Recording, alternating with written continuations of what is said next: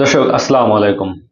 আপনারা জানেন যে কয়েকদিন আগে আমাদের মার্চ ফর গাজা কর্মসূচি পালন করা হয়েছিল। সেখানে দলমত নির্বিশেষে সমস্ত রাজনৈতিক দলগুলো সেই মার্চ ফর গাজায় অংশগ্রহণ করেছে এবং বিশেষভাবে গাজায় যে গণহত্যা চলে যাইতেছে তারও প্রতিবাদ তারা করেছে। সাথে সাথে তারা কিন্তু মধ্যপ্রাচ্যের বিভিন্ন দেশের প্রতি, বিভিন্ন শেখের প্রতি, বিভিন্ন যারা এই মধ্যপ্রাচ্যের শাসন শোষণ করতেছেন তাদের প্রতি তারা আঙ্গুল তুলেছে যে কেন গাজাবাসীর পাশে তারা দাঁড়াইলো না বা দাঁড়াইতেছে না। এই অভিযোগটা কিন্তু বাংলাদেশের সেই মার্চ ফর গাজা কর্মসূচিতে ছিল। তো সেই জায়গা থেকে যারা এই অভিযোগগুলো করেছিলেন তাদের কাছে আমার প্রশ্ন যে আপনার এই যে পাশের দেশ মায়ানমার থেকে যে রোহিঙ্গাদের ঘরবাড়ি উৎখাত করিয়া তাদেরকে যে বাংলাদেশে পাঠাইলো, তাদের ঘরবাড়ি জ্বালিয়ে পুড়ে তছনছ করে দিছিল, তখন কি আপনারা প্রতিবাদ করেছিলেন? তো এখন আপনারা বলবেন যে না, প্রতিবাদ তো আমরা করতে পারি না, কারণ শেখ হাসিনা তখন ক্ষমতায় ছিল। তো শেখ হাসিনা ক্ষমতায় যাওয়ার পর আপনারা প্রতিবাদ করেছেন, কিন্তু তাদের জন্য আসলে কি করেছেন? তাদের জন্য যখনই একটা করার সুযোগ এসেছে সেই জায়গায় আপনারা আরো বাধা সৃষ্টি করতেছেন। যেমন এখন যে মানবিক করিডোরের কথাটা আসছে, এটা কি কারণে আসলো, কেন এটা জরুরি, এই জিনিসগুলা গুরুত্ব আপনি না বুঝেই আপনি বিভিন্ন ভাবে জাস্ট কারো কথা শুনে বা কারো আপনার এজেন্ডা বাস্তবায়ন করার জন্য খুব সহজেই, বিশেষ করে রাজনৈতিক দলগুলো তারা বলে দিতেছে যে এখানে দেশের স্বাধীনতা সার্বভৌম লঙ্ঘন হবে, এইটা হবে ওইটা হবে। জাস্ট তারা ওই যে ভারতের প্রেসক্রিপশন অনুযায়ী তারা বোধহয় কথাগুলো বলতেছে। যেমন আপনি দীর্ঘ 10 বছর যাবৎ রোহিঙ্গারা বাংলাদেশে আছে, কিন্তু রোহিঙ্গা সমস্যার সমাধানে চায়না কিন্তু কোনোভাবে আমাদেরকে সাহায্য সহযোগিতা করে নাই। ভারত তো শুধু ডিরেক্ট উল্টো ভোট দিয়েছে জাতিসংঘে গিয়ে, যে জায়গায় আপনার এই যখন এই রোহিঙ্গাদের ফেরত পাঠানোর প্রস্তাব উঠছিল, সেখানে ভারত আয়ও বিপক্ষে দিছে যে বাংলাদেশেই রোহিঙ্গা থাকবে, তাদেরকে ফেরত পাঠানো হবে না। তাদের মতামত ছিল এইটা।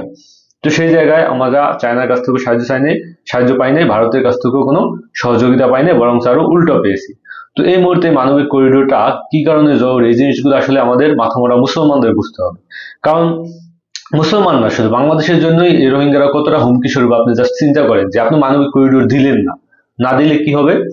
এখন যে এই রোহিঙ্গাদের প্রতি যেভাবে ডলার আসতেছে আমেরিকান থেকে তাদেরকে খাওয়ান পরানোর জন্য, এটা যদি বন্ধ হয়ে যায়, এদেরকে কে খাওয়ান পরান দিবে?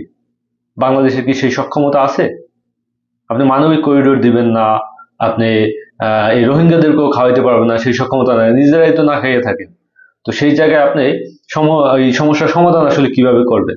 আপনার করার কোনো সুযোগ নাই, কোনো অপশন নাই। যারা এই রাজনীতিবিদরা বিভিন্ন রকমের কথাবার্তা বলে থাকেন, তাদের কাছে আপনি প্রশ্ন করেন যে রোহিঙ্গাদের সমস্যার সমাধানের আপনার মাস্টার প্ল্যান কি?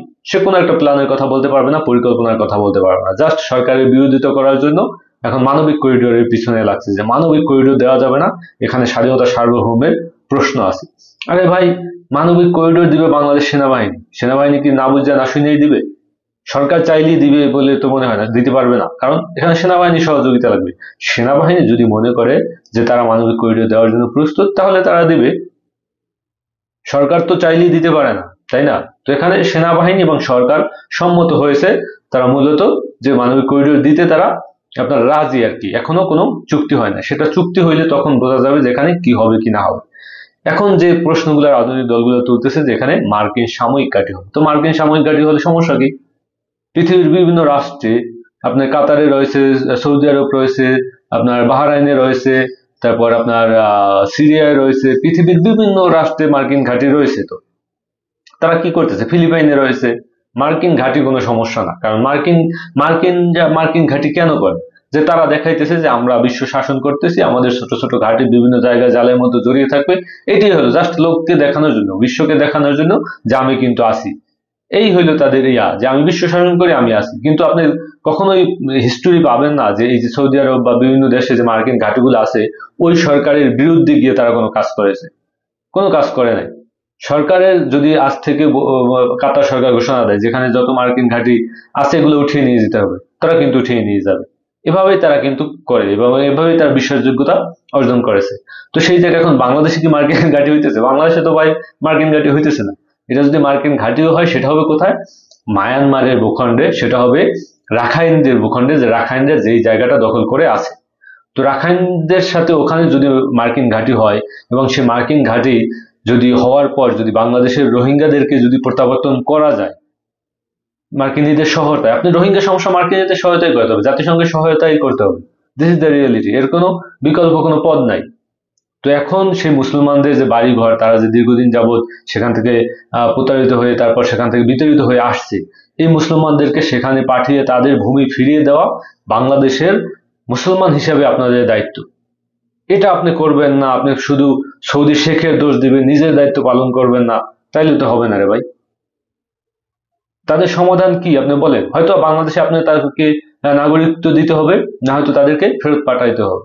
এই তো দুইটা উপায়, তৃতীয় কোনো উপায় আপনি রাখতে পারবেন না। কারণ কি, কিছুদিন পরে যদি মার্কিন সাহায্য সহযোগিতা, একবার তো বন্ধ হয়েই গেছিল, তাদের পুরো সাহায্য সহযোগিতা যদি বন্ধ হয়ে যায়, তখন তারা বিভিন্ন অপকর্মে লিপ্ত হয়ে যাবে, বিভিন্নভাবে তাদেরকে আপনার ভারত ব্যবহার করার চেষ্টা করবে। এবং ভারত এইটার জন্য ক্ষোভ পেতে আছে যে কখন এই রোহিঙ্গাদেরকে তিনি ব্যবহার করবে, রোহিঙ্গারা বিপদে পড়বে এবং রোহিঙ্গাদেরকে ব্যবহার করে তারপর বাংলাদেশকে কিভাবে বিশৃঙ্খল করা যায়, বাংলাদেশে কিভাবে তাদের আধিপত্য বিস্তার করা যায়, এই কাজগুলোই কিন্তু তারা করার জন্য ওত পেতে আছে। তো সেই জিনিসগুলা যদি আমরা এখনো আসলে বুঝতে না পারি, বা বাংলাদেশের জনগণ যদি বুঝতে না পারে, তাহলে কিন্তু মহাবিপদ সামনে সামনে মহাবিপদ, যদি রোহিঙ্গা সমস্যার সমাধান না করা যায়। হ্যাঁ, আপনি রাজনৈতিক দল, আপনি রাজি না, ঠিক আছে, তো আপনি আমাকে মাস্টার প্ল্যান দেন যে আমি এই রোহিঙ্গা সমস্যার সমাধান এভাবে করতে চাই। কোনোভাবে আপনি করতে পারবেন না, সেই প্ল্যান পরিকল্পনাই তো আপনার নাই। বা আমরা ক্ষমতায় গিয়ে রোহিঙ্গাদের কে এইভাবে সমস্যার সমাধান করব, এরকম কোনো প্ল্যান আছে আপনাদের? কোনো দফার ভিতরে আছে? নাই তো। তো কিভাবে আপনি করবেন? শুধু কথা বলার জন্যই বললে হবে না। এখন যারা ক্ষমতায় আছে, ডক্টর ইউনূস আছে, তার সাথে মার্কিনীদের ভালো সম্পর্ক। খলিলুর রহমান দীর্ঘদিন যাবত জাতিসংঘে কাজ করেছেন, তিনি বুঝেন যে কিভাবে কাজগুলো করতে হবে, কিভাবে হ্যান্ডেল করতে হবে। সেই জায়গায় বাংলাদেশ সেনাবাহিনী যদি সাহায্য সহযোগিতা করে, বাংলাদেশ সেনাবাহিনীর তত্ত্বাবধানে যদি সেখানে বাংলাদেশ সেনাবাহিনী রাখাইন যদি প্রবেশ করে, তাহলে আপনাকে এই কাজগুলো করতে হবে। আপনি 1971 সালের কথা চিন্তা করেন, যে যখন ভারত দেখলো যে পাকিস্তান তাদের জন্য হুমকি স্বরূপ, তখন কিন্তু ভারতকে এই যে আপনার পূর্ব পাকিস্তান পশ্চিম পাকিস্তান আলাদা করার জন্য তারা বড় রকমের ইনভেস্ট করছে, সেই আপনার 47 থেকেই। তো বড় রকমের ইনভেস্ট করে তারা কিন্তু সফল হয়েছে। তো এখন আমাদের পাশের রাষ্ট্রটা দ্বিখণ্ডিত হয়ে যাইতেছে, এবং এটা দ্বিখণ্ডিত হবে, মাস্ট বি। তো সে জায়গায় আমরা কেন আমাদের প্রতিবেশী যারা, তাদেরকে সাহায্য সহযোগিতা করে তারপর কেন তাদেরকে আমরা করবো না, তাদের সাথে সুসম্পর্ক বজায় রাখবো না? মায়ানমার কি যুদ্ধ অবস্থা আছে? যুদ্ধ করার মতো সক্ষমতা মায়ানমারের আছে? মায়ানমারে এখন যুদ্ধ করার মতো সক্ষমতা নেই। বরঞ্চ এখানে আপনার চিন্তা করেন, 28টা প্রজাতি বসবাস করে, 28টা জাতি বসবাস করে এই রাখাইনের ভিতরে। এটা তো টুকরো টুকরো হয়ে আছে, অলরেডি বিতর্কতভাবে টুকরো টুকরো হয়েছে, যদি না ফেডারেল গভর্নমেন্ট এরা তৈরি করতে পারে।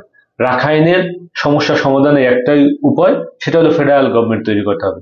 যেখানে যে নেতৃত্বে আছে, যেখানে যারা নেতৃত্ব দিতেছে, তাদেরকে একসাথ করে তাদের ওই রাজ্যের ওই জায়গার দায়িত্ব দিয়ে দিতে হইবে। তারপর একটা সেন্ট্রাল গভর্নমেন্ট তৈরি করতে হবে, এবং সেটার জন্য যদি জাতিসংঘ কাজ করে, আমার মনে হয় না যে এটাও সার্থক হবে বা এটা সফল হবে। এখানে আপনার রাখাইনদের জন্য স্বাধীন রাষ্ট্রই সম্ভবত ঘোষণা করা হবে। কিন্তু সে জায়গায় এখন পিসকিপিং মিশন আসছে, তারা আসতে চায়। এখানে আসলে সেখানে যদি একটা স্টেবল সিস্টেম আসে, সেটাই তো বাংলাদেশের জন্য দরকার। এবং সেই সিস্টেম সেখানে যদি একটি স্টেবল রাষ্ট্র গঠন করার দরকার হয় বা গঠন করতে পারে তারা, সেখানে এটা তো এই চুক্তি অবশ্যই আমাদেরকে সাহায্য সহযোগিতা করার ক্ষেত্রে চুক্তি করতে হবে যে বাংলাদেশের যত রোহিঙ্গা আছে তাদেরকে ফেরত পাঠানো হবে। এবং সেই ফেরত পাঠানোর চুক্তি আপনার হবে বিদয়ী, বা ফেরত পাঠানো সম্ভব হবে বিদয়ী আমরা এই করিডোরটা দিতেছি। তো এই জায়গায় আপনারা কি কারণে, কোন যুক্তির কারণে আপনারা বিরোধিতা করতেছেন, আমার খুব বুঝে আসে না। আরে ভাই, মার্কিন ঘাঁটি আসলে আসবে, সমস্যাটা কোথায় আপনাদের? আমি তো বিশ্বের বিভিন্ন রাষ্ট্রে যত জায়গায় মার্কিন ঘাঁটি আছে, কোথাও কোনো সমস্যা হয় না। তো এখানে আসলে সমস্যা কি? এখন বলবেন এখানে তো ভারত মহাসাগরে তারা অ্যাক্সেস নিয়ে নেবে, এইটা করবে হিটে করবে। আরে ভারত মহাসাগরে অ্যাক্সেস নিলে তোমার সমস্যা কি? ভারত মহাসাগর কি তুই মানে তুমি একেবারে তোমার কিছু আছে? তোমার 2-3টা নৌবাহিনী নিয়ে ঘুরে ঘুরে আসো, আর কিছু মানে বাংলাদেশের কি সমস্যা? এখানে তো চায়নার একটু সমস্যা হতে পারে, সে জায়গায় বাংলাদেশ সরকার চায়নার সাথে এবং আপনার আমেরিকার সাথে আপনার কম্প্রোমাইজ করে, আমেরিকা এবং চায়নার সাথে কম্প্রোমাইজ করে তারা এই সিদ্ধান্ত এসেছে। সেটা চায়নার সাথে সম্পর্ক খারাপ হইতেছে না ভালো হইতেছে, সেটা তো আমরা দৃশ্যমান দেখতেছি। যে কেউ সাথে, চায়নার সাথেও আমাদের সম্পর্ক ভালো হইতেছে, আবার ইয়ের সাথেও আমেরিকার সাথেও সম্পর্ক ভালো হইতেছে। তো আমি ব্যক্তিগতভাবে মনে করি মানবিক করিডোর দেওয়া যেতে পারে। এখানে এতটা হুমকি বা এতটা ধামকি, আপনার এইটুকু রিস্ক যদিও থেকে থাকে, তারপর আমি মনে করি বাংলাদেশ সরকারের নেওয়া উচিত রোহিঙ্গা সমস্যা সমাধান।